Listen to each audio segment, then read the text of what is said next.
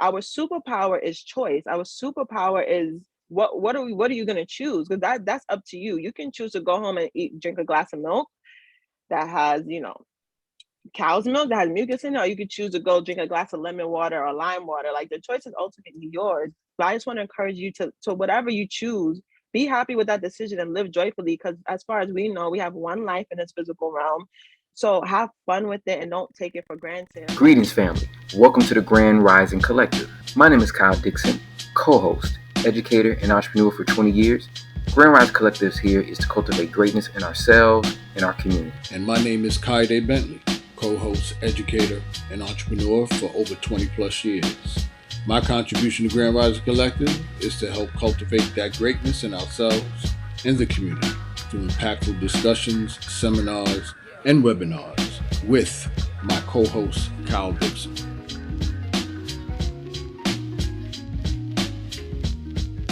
Greetings, family. Greetings for another episode of the Grand Rising Collective podcast. As we always do, we have a special guest for you today. None other than Empress Livewire. Yes, indeed. Yes, indeed. The sister has decided to join us and bless us with some good insight on health and wellness. We all know that health and wellness is a huge thing in today's society. It's literally almost like $1 billion industry. But this sister that I know, she has a lot to share with us and the family to help make sure that our life is quality of life. So I'm your co-host, Kyle Dixon, one half of the podcast, and I have my podcast partner, Kayode Bentley. Say something to the people, Kayode. Thank you very much, brother. I was looking at a video we did a few weeks ago with Anthony Hudson, and when I was doing my intro, I froze. But now the connection is real good. I just want to say, Kyle he summed it up, as he does very articulately. I really can't add too much to that. I guess the only thing I could say is in compliment to our guest, Empress, thank you so much for gracing us with your presence.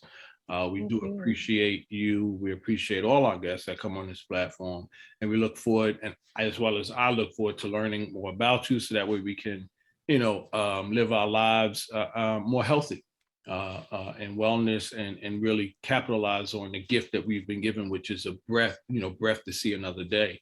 So to that extent, thank you. And then all I add, Kyle, is pretty much, I'm just going to tailor my questions to the young youth demographic to help them kind of tailor their hubris, as it were, thinking that life is forever, but to kind of give them some insight to let them know, hey, if you don't take care of your body now, it's not going to be able to take care of you later. And they don't realize that because they're so young, but hopefully, we get that message across to them, the earlier the better. But that's all I have to add to the intro, brother. Thank you so much. If you want, you already know us already, but those of you who are new joining us, just check out the bumper at the end to find out the various platforms that we're on. What I do regarding 4Ts, teaching teens to think. My other positions as professor at Fordham University and advisory board at LIU. So these are all the platforms and mediums that I use to try and reach the community, and particularly young people. But thank you, Kyle. Sorry for being long-winded on that. Not at all, brother. Indeed, you all like, share, subscribe our Grand Rise Collective podcast. We have other interviews in store. If you're not familiar with us, we're on YouTube, we're on Facebook, we're on Twitter, we're on IG, we're on LinkedIn, we're on all these platforms. So definitely, whichever way you choose to engage, please do engage. So without further ado, Empress, please introduce yourself to the people. Tell us a little bit about who you are, and your skill set and what you offer to the community. Absolutely. I give thanks. I'm so happy to be on the Grand Rising Collective. I'm excited. So as the brother said, I am Empress Livewire. My normal intro on my videos are I am a divine, spiritual, energetic being, and I am a source of influence and inspiration, as are you. I love to lead with joy and love. That's what helps me with my health and my wellness, by cultivating a positive mindset. So that's what I do. That's my message and my transformational speaking, to encourage others to activate their superpower, which is their divine purpose on this earth and the time that we're here in this physical being. But in order to do that, to lead with joy and grateful and appreciation and love, because a lot of people, we see that they hustle, they're angry, they're stressed, and they're chasing an end goal, and they never appreciate or enjoy the now. They they look down upon people that are having fun. They look down on people that are laughing a lot. They say that you know, grow up and be mature. I don't believe in that. I think that laughter is healing, laughter is medicine. So that's a little bit about me. I'm a transformational speaker, and I talk about joy and activating a superpower. Wow. I didn't know we had superpowers, Kyle. You on mute. You on mute, brother. We need those superpowers. We definitely need those superpowers in today's world with all this craziness going on. So, Empress, could you tell us like how you got into wellness? So, like, what led you into that particular avenue of engaging with the community, being able to offer these solutions to help like better our lives? Like, how? Because I mean, people think about, oh, activate your superpower, you know, laughter, Yeah. like, you know, like, but how did you get into that space? So I'll try to sum it up, because it's like, you know, when you go through so much and then you're like, oh wow, it all added up to now, to what you're doing now. So I'll try to pick the most important thing. So when I was a child, me and my cousin, we would laugh at everything, like everything. We would laugh at everything, and our family didn't understand why. So it was just like in us, like we always would laugh at everything. We were always happy. And then when I was 25 years old in college, somehow Dr. Sebi got on my radar. I think it's because he's from Honduras and my family's from Honduras. So somehow, yeah, Dr. Sebi is just all over my timeline, all over, like I was obsessed with Dr. Sebi. And I wanted to be not like him, but I wanted to implement all the tools he was telling us that African people should implement, and what we should be eating and what we shouldn't be eating. So before I heard about Dr. Sebi, I was eating, like, let's put it like this, things I thought that were healthy, that's what I was eating. And he would say that's absolutely not healthy, like brown rice, and things we grew up on, things I grew up on in my culture. Right? He's like, oh, don't eat brown rice, eat quinoa. I was like, what the heck is quinoa? He was like, don't eat iceberg lettuce. I was like, what? My mom would give us iceberg lettuce as a side for with our meals all the time, and plantains, and just all of these things I ate because it was home cooked food. I thought it was healthy. And also I was eating a lot of processed food, but I didn't realize how much I was eating it because I adapted to the American diet. So now I'm listening to Dr. Sebi and I'm like, what? All of this isn't good for me. So I went through like all of the emotions, sad that I had to give things up, in denial, like why would the society and government lie to me, tell me that this is food when it's not really food? And here I am addicted to it, right? So, and I use air quotes because people's idea of what addiction is different. So it really started with Dr. Sebi. He was just amazing to me. His persistence and his discipline to not eat what he knew wasn't good for him, and I would eat things even though I knew it wasn't good for me because I just wanted to feel good. Like, oh, chocolate makes me feel good. It's a treat. I want it. I don't care if it's gonna give me brain fog, rot in my teeth, or give me inflammation. Like, I was in denial for a long time, and then a time comes where you just really have enough, and you're like, you know better, so you want to try to do better. And even if you slip up, you don't want to lose sight of the vision. I don't want to be a burden to my daughter when I'm like 50, 55 years old, where I have diabetes, heart conditions, and I like all of these. My mom has high blood pressure, she's on medication, and people say, well, this runs in the family. I think it's the lifestyle of eating that runs in the family, because my mom eats what my grandmother ate, a lot of meat and a lot of starch. Starch and meat is always on my mom's plate. So starch and dead flesh, like, it's not giving you the nutrients and minerals that you need. So me just looking forward and seeing how my mom is and how the older people are in my family, I don't want to be like that. I want to be active. I want to be energetic, and I don't want to be out of work. Whether it's working for myself or having my own business, I want to be physically capable. So that's why I started on my health and wellness journey. Wow. Yeah. Wow. I mean, you threw some bombs in there. Like, people like, what? No chocolate? No iceberg? Right? My favorite. What? The start? The two, one meat and the two sides? What? Right? Like, and again, fam, I'm saying it because, even though your people coming from Honduras, You know, I grew up down south mostly, and you have the meat in the two sides. You got the meat with typically the two sides of starches. They're like potatoes, or they're like dressing. Some people call stuffing. Stuffing, yeah. You got sweet potato. And sweet That's a potato is normal thing. okay, but Yeah. like you said, the meat With and the the meat two though. sides. Yeah. The meat and the two sides, and then they came up with that pyramid in school where it's like, oh, you got to get your dairy in, you got to get this, and there's no, I mean, the audience may not fully agree. I don't think our people need any dairy, period. Like, yes, cheese tastes good, ice cream tastes good, but I think dairy, if we were to all cut out dairy, the brain fog, the headaches, the fatigue, the when we think we're so tired, if we were to all cut out dairy, we would see a mind change. We would see a mind changer. It would be life changing. And if we were to cut out, I'm not saying cut out everything, but if we were to choose one of the three, like cut out processed sugar, or cut out dairy, or cut out all dead animal flesh, we would see such drastic changes in the way we think, in the way we move in our bodies and everything, the way we even make decisions. I didn't know how I make decisions and how our reason was connected to the food I was putting into my body. Like, it wasn't a thing. It was like whatever could make me feel full so I could go about my day is what I would put in my mouth. And I'm like, bread is not healthy. My bread is filling. Bread saved my life so many days when I was hungry. I would just like make a sandwich and throw turkey on it. And to know that these things that I was so emotionally attached to wasn't good for me, that is extremely difficult to be at peace with. Hey, I'm sorry, yo. I'm learning. I'm just wow. I mean, well, all right. So the only thing I can interject with that, what do they say about everything in moderation, right? Like if you're a Christian, you're a believer, everything God made is supposed to be good for you. And overindulgence to anything is not good for you.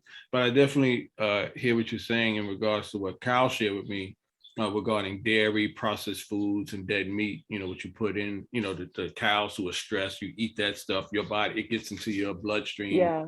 And all that stuff too. Wow. Thank you. I learned something from that. No, I give thanks to you. I'm learning as well. And we're very stressed as a people. Our cortisol levels are always going up, and whether it's the coffee, the sugar, the meat, the starch, whatever it is. And if we did do things in moderation, I don't think it would be that bad. Like, there's a way to still eat meat sometimes. Like, there's so many ways. I'll just say like a couple. So there's a way where you can do a 70-30 diet, right? I don't like to even say diet. 70-30 lifestyle of how you eat to live, right? You can do 70% what's on a Dr. Sebi approved list and have fun with that, get creative with that. And 30% of starch, meat, like organic meat, and dairy, if you really wanted to. I'm not here to preach 100% plant-based or vegan lifestyle or dairy-free because I'm not yet there. I just know the information before I get there. I have not cut out meat. So disclaimer, I have not fully cut out meat. I eat chicken sometimes, and I eat salmon. I have not fully cut out meat, but I do believe that if you have this 70-30 balance, I think you can avoid the high blood pressure, the diabetes, and aches and pains. You don't know where it's coming from, the inflammation, the heartburn. There's so many things that our people will sometimes feel. And then they'll keep it to themselves like, this must come with just getting older. I don't know why this is happening. And a lot of times it's what we're putting into our bodies. And another point I want to quickly touch on, everything in moderation, Kayode, you mentioned, I think that's great, but we in this country and society, we're not having it in moderation. It's literally every single day. Our people, for what I see, we're going into the fast food restaurants. We're going into Chipotle thinking it's real food. We're going into what's convenient and quick because we're working 10 hours a day. That we have to come home to children, that we want to do this. We want to have our own businesses. We want to make a difference in the world. And then we're grabbing whatever is there to make us full. Right. And it's not feeding our brain the nutrients and minerals that it needs. Like, I never knew about chickpeas like that until I heard about Dr. Sebi. Like, chickpeas, you can have chickpeas and avocado. That's your protein right there, your minerals, your nutrients. And then if you really want to have an organic grass-fed burger, you really want a burger and fries, like you can't stay away, that could be a part of your 30%. You can have some on the weekends, right? That would be in moderation. But what we see now is we're going to the Chinese restaurants, Kennedy Fried Chicken, pizza. Pizza is such a deadly combination. The dairy, the salt, and the starch tastes so good, but it's such a deadly combination. You can make it at home ourselves, or we can try a vegan alternative. And not everything vegan is good. So I use the word vegan. I hesitate sometimes to use the word vegan because I tried a vegan diet. What? It was so much sugar and so much processed food involved in that. They call starchitarians, right? Yes, people go vegan, but but it's really starchitarian. Became a starchitarian, and they actually gained more weight. Yep, on their vegan diet. So back to what Kayode was saying about everything in moderation. I think that is doable if it's really in moderation. Because if you really write down what you're eating, you're like, wow, I had rice more times than I thought I did. Because you're just eating it, and you're not seeing how often you actually are eating processed food or eating so much starch. And again, starch affects our brain and how we're think clearly. So if we just, save the starch for, okay, I'm gonna have my rice on Saturdays, or I'm gonna have whatever on Saturdays, and really eat my greens and my kale and my avocados and things during the week, I think that would be a good compromise. Go ahead, Empress. Look out. I have a couple of things, man. Yo, all right. I'm about to get started now. Look out. All right. Well, two things. Okay, so I didn't know. I thought Chipotle was. I thought that was healthy. And you said, what are you talking about? Right? No, it might be healthier than McDonald's and Burger King. Yeah. I just think that if it's processed, and if you didn't cook it in your own home, in moderation, though, you can't. I wouldn't say have it every day or even every week. Like, it's processed at the end of the day, and then you don't know. Like, these things are prepared in some factory, and we don't see it. Then it's in front of us. It looks really pretty and neat, and it tastes fairly good. But again, it's like a lot of starch and processed foods. Like when you go in there and they say, what do you want in your bowl? The base is starch. Yeah, the base is starch. You can get a salad from Chipotle. I wouldn't recommend it because you can make a salad cheaper that tastes better for yourself. So if you're going there for a salad, get it somewhere else or make it yourself. But if you're going there for the bowl and the burritos, the base of it is starch. And the beans and the salad may be healthy, but you're putting like a little bit on top after you added the dairy and the starch and the meat, which is a crazy combination. And the sour cream, right? So our people, we love to combine dead flesh and starch. And it's like, even if we just choose one, but we like both together. Like, and my mom would tell me, well, what about Asian people? They eat a whole bunch of rice. I'm like, Mom, are they eating a whole bunch of meat with it? Like, I would see them eat rice and vegetables.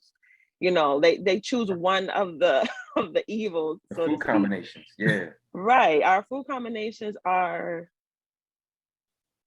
like, we've been told that it's good to have these things on our plate for every meal. And we should just incorporate, if we don't want to cut it out, incorporate more berries, or, fast for when we wake up, and then midday have, our teas and our fruits and stuff like that, veggies. And then later on we can have whatever, a piece of meat and some greens or whatever. There's so many ways to make this work for yourself, so that you don't get stressed out with, oh my God, all of this is bad, now I have to cut it all out. That is a disaster as well. I would never tell someone to cut everything out, because I think that the stress and the guilt of thinking you have to cut everything out is worse than the actual food that we're putting in our bodies. Right. Yeah. Because it's an emotional state. Yeah. We all over the place got these questions. I want to know. No, so, good. Sorry. No, this is great. This is great. So I wanted to ask this question. Okay, you brought up a very valid point, Empress, regarding people stressing out because of, I got to cut this out. And then the diets, which is a taboo word, because usually when people go on diets, they cut all the stuff out. And then when they get off the diet, they eat twice as more than when they started. So it really contradicts itself. For those of us who, to an extent, is new, this is entirely new, or we've been told this, but we just don't have the energy, don't have the time to meal prep and all that other stuff. Can you give us an example?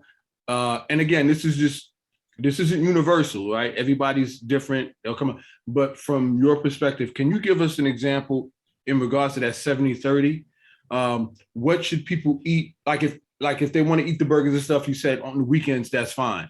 But during the week, can you give an example of what would be the proper or more nutritious meal plan for the week that they can Yes. prepare? And then, Yes, absolutely. Yeah. So I would say when you start your day, start with water, spring water, and then berries or teas. So that in itself is a life changer because a lot of people wake up to bacon, egg, and cheese, coffee, and they add milk to it, whether it's almond milk or dairy milk. Starting with something that's not optimal for your body to perform during your day, work day, or however your lifestyle is. So again, to make it simple, I would say start your day before you put any solid foods or anything into your body, water and teas, and then you gradually move on to berries. I don't want to say times because everyone starts their day at a different time. So that's why I'm saying start your day. So you rise, start your day with water. Organic teas do not add any sugar or sweeteners, so you don't need the agave. If you have a blueberry tea, that's all you need. And the nature's candy, we should start trying to get back to nature's candy, because if we were to cut out processed sugar, we would see how sweet strawberries and all these other berries and how sweet all these other foods are, real foods are.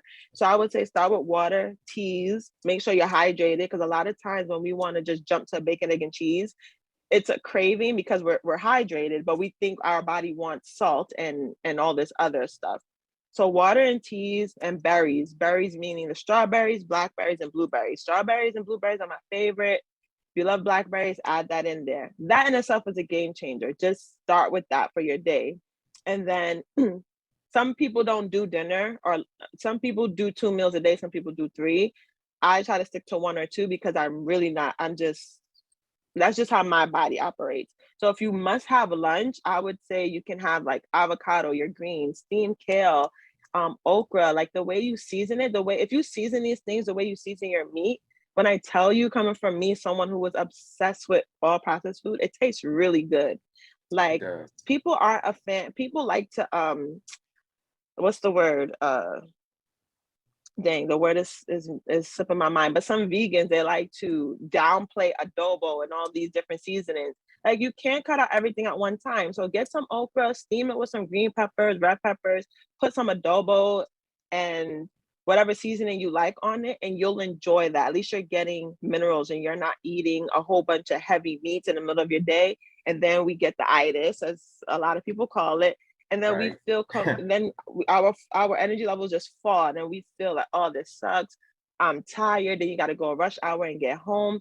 If you eat your greens, start with the water, the teas, the berries, then your greens and avocado, chickpeas. And you can do curry chickpeas. Like you can make this Caribbean style. You can make it fun. It doesn't have to be bland or boring. And then this might sound really strange. Try your best, like not to eat after 7 or 8. That's such a game changer. You're treating your body. That's the real treat to your body, not the cakes and the overindulging when you get home or you're watching Netflix. Treat your body like that. And then what I'm saying is, like, maybe on Friday, you're like, listen, I did really good. I want a sandwich and I want some fries.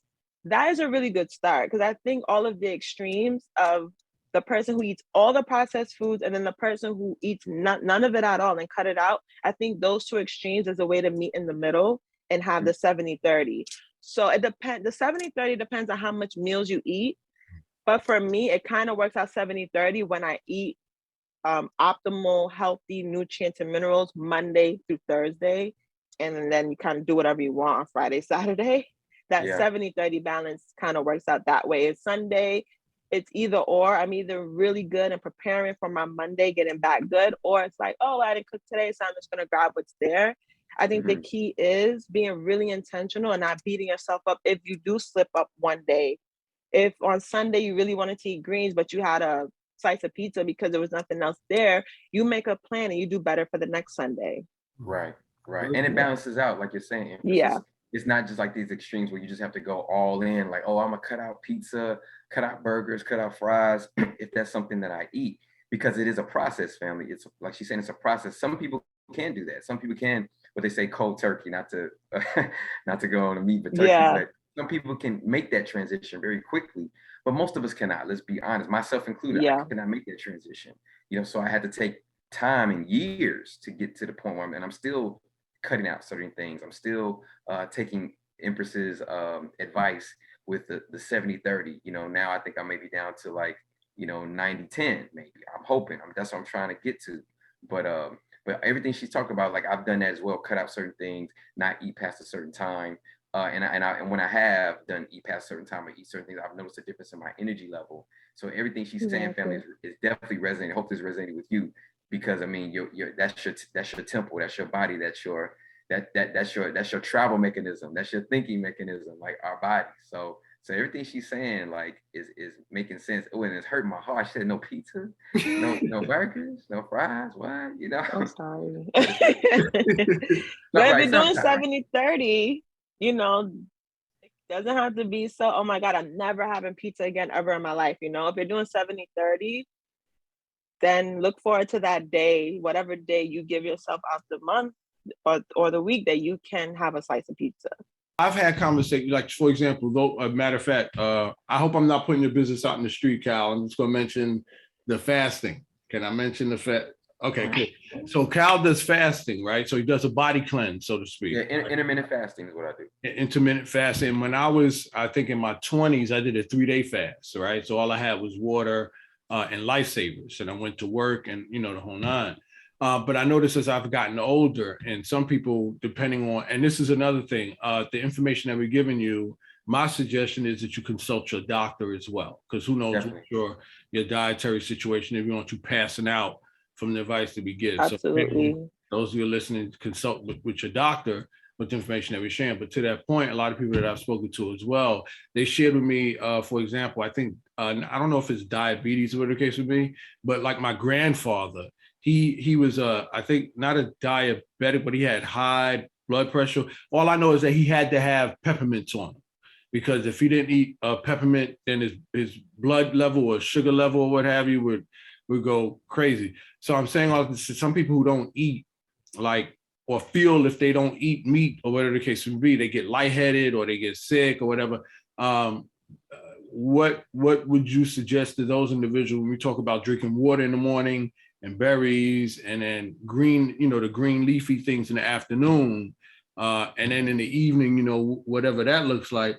That's what my question is to you in regards to that. I mean, could someone, again, after consulting their doctor and, you know, they know that their health, I mean, will that give that person enough energy to carry throughout the day, just drinking water and berries? Will that sustain them? So that's a really, really great question. And absolutely, please consult your doctor or your herbalist and see what works best for you. Think like that was, amazing disclaimer, because everyone's different. So in the afternoon, when you're having the kale, so a couple things to that. When you're having like the kale and the leafy green things, I would suggest not only to have the kale, I think you need to have complex carbs as well. So I kind of mentioned the chickpeas. Chickpeas is also known as garbanzo beans. Mm-hmm. And you can do many things with chickpeas. You can bake it, you can steam it, you can have curry chickpeas, you can do so much things with chickpeas. And you can have quinoa. So that combination gives you your protein. It gives you an avocado, adding avocado to your plate. Those of you who don't like avocado, that's fine. But if you love avocado, adding the avocado adds the omega-3s. And it just adds the complex nutrients that you need. But when we're cutting out sugar, carbs, soda, pizza, and all this stuff that we've been eating for years, we're going to feel the energy levels drop first. Like, you're going to feel worse before you feel better. And that was my fear in doing my sugar, eliminating sugar from my diet. My fear was I would get really, really bad migraines, and I would have a really, really bad withdrawal period. And I had to get over that fear. Because you have to think about, after you feel the low energy, then once you get to the other side of that, you feel amazing, you feel clear, you feel real energy, you feel so amazing. You're like, wow, this is life. Like, I really get to live. You're not a slave to I need a Starbucks coffee. Oh, I need a Snickers bar. Oh, I need a peppermint. You're not a slave to that, because now what's the word? You just You like What's calibrate, the word? like You recalibrate. just recalibrated. Yes, thank Yeah. you, Kyle. You just like recalibrated your body. So in the beginning, it's gonna feel so weird. Sometimes you may feel sick or nauseous even because your body is like, what's going on here? But a solution I would say to ease that, because I don't want anyone, like including myself, to feel those withdrawal symptoms so much if you don't have to. There's so many herbs that will help us through this process of elimination. So like burdock root, Seamoss, bladderwrack, like having these things on hand to make your nacho teas out of, or having the capsules on hand will really, and chlorophyll, iron, having these minerals and nutrients on hand that your body needs. I would recommend this before you start this new lifestyle. Having this on hand will help you with feeling lightheaded, feeling low energy, feeling any type of way. This will help that withdrawal or weird time that you're going through while your body's trying to adjust to what's going on, because our body's so used to the sugar. When you take it away, you might get the shakes, you might get really bad headaches, but these herbs will calm down the headaches. It will help the cravings. These herbs will really, really help your body to adjust. And Seamoss, of course, Seamoss has 100 minerals of the 102 that our body needs, or it might be 92. Like Seamoss is amazing. You can have a tablespoon, or you could put it in a smoothie, you could put it in soups, you could put it in so many things. So I'm like saying a lot, but the whole point is that there are a number of things that we can do to decrease the withdrawal phase, like those symptoms. Some people will get it worse than others. Some people get really bad migraines. Some people just feel low energy. Some people will feel like they cannot function. Like some people are going to feel like they don't know what they're doing at work. Like that's how bad it could get. But that just goes to show you why we should cut these things out, because of what it's doing to our brain, or limit the intake of it. And if you can't, take some time off of work, a couple of days, like 3 days, and do it on the weekends, and make sure you're really hydrated. The water will help flush the system as well and help with these withdrawal symptoms. Fantastic. Thank you. That's nice. Laid out nice. Thank you. Yeah. I'm sorry, Cal. You're welcome. No, that's on point. No, again, these are questions that we want to ask Empress, and she has some insight on these, because again, these are things that we normally do. We don't think, oh well, why am I still suffering from these particular ailments, or why is my energy low during a certain time of day like everybody else's, because we're doing what everybody else is doing. So it's like Absolutely. These are alternative methods. That's why these are alternative. Now, I think some of these used to be standard, but now because of society and what we're eating, what we're intaking and drinking, it's become alternative. So like, so I like to switch a little bit. So like, you're a parent, right? Now this is all great, when we talk about our own selves, but you being a parent, being a mother, how does this how will people incorporate this in the family? Because this seems to be a big issue. A lot of people are like, well, I'm on that, but my mate, my family, they're not on that. So I'm rolling up to the barbecue. The kale salad. They're like, no. they're gonna joke on you, and you're gonna be the butt of the joke. That's a really, really great question. And I kept saying water earlier, and everyone, you can feel free, have fun, add lemons to it. Some people hate lemons because it's not Dr. Sebi approved. Add limes, grapefruit, whatever fruit, make your lemons, make your water fun, and it'll add more minerals to your water. You can also add cucumbers. I just wanted to say that really quick. You can add things to your water. You can even add mint, fresh mint leaves to your water. It tastes really, really good. So to the parent question, when I started on my Dr. Sebi thing, my mom and I wasn't yet married, and I did not have a child once I found out about Dr. Sebi. So I was made fun of. It was the jokes. Oh, Christine eats like a rabbit. She's just eating salad. What does Christine eat? Christine doesn't eat anything. Oh, you can have that around Christine. It was just a whole bunch of people joking on me. And it was like only 40 days. Like I chose 40 days to try this out, because I was like, let me see if I can even do this. And I was just eating like lentils and salads and stuff. I didn't have like variety. So people were making fun of me. But what happened was, there's this study, and I do not know the name of the study, but it's the study that when one person changes their their lifestyle of eating, because it's so inconvenient to make now 2 meals, now everyone adjust to the one person who changed their food choices. So for example, if a family of like 4 people, one of them turns vegan and like the mom cooks all the meals, so that she doesn't have to cook 2 meals, she's going to cook 1 vegan meal. So now that family is now on like mostly vegan because of that one person. So it's kind of like how the light drives out the darkness type of thing. You like, I mean, whatever. Forget about the metaphor, right? But you get what I'm saying, right? So like when I said that to say, when I was like, I'm not eating certain things, my mom started buying more quinoa for the whole house.